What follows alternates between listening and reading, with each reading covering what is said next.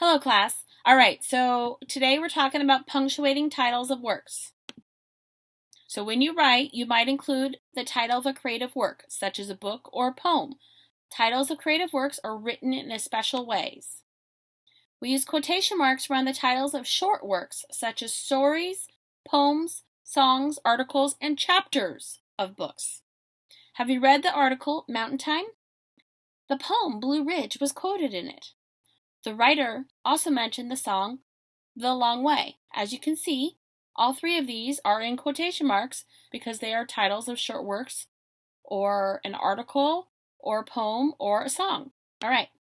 So when writing by hand, we underline the titles of longer works such as books, magazines, newspapers, plays, and movies. And if you're using a computer, you show these titles in italic type. So we have two examples of the same one. The magazine Mountain Days Monthly just arrived at our house. So the top example is if it was handwritten, and the bottom example is if it's done on a computer. All right, now for our guided practice, we're going to read the movie review. We'll correct the titles of short and long words by adding quotation marks and underlining. All right, so remember, when you write the name of a longer work, either underline or italicize it. Do not do both. So as you can see, we have two correct examples. One where it's underlined, the other where it's italicized. It would be incorrect if you did both. So one or the other only.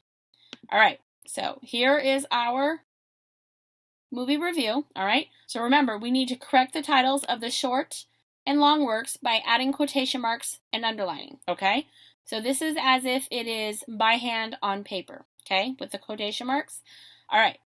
Rockville George is unlike any movie you have ever seen. It is about a group of hikers who get lost in a dense forest.